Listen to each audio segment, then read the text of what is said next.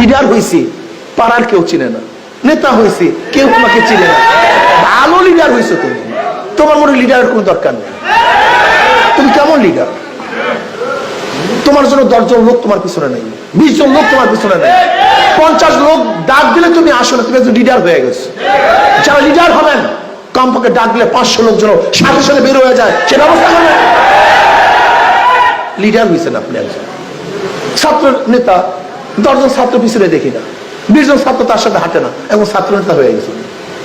একজন ছাত্র লিডারের জন্য যদি 50 জন ছাত্র তার পিছনে না চলে, তা তুমি কেমন ছাত্র নেতা? হ্যাঁ, তুমি গরিব দুঃখী মেহনতের মানুষের পাশে যাও না, তার কাছে খাদ্য নিয়ে যাও না, তার কাছে দাঁড়াও না, তুমি সোশ্যাল ওয়ার্ক করো না, তোমার মধ্যে সেবা নাই, মানবতা নাই।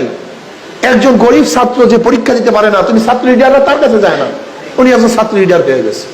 ছাত্র লিডারদের কাজটা কি?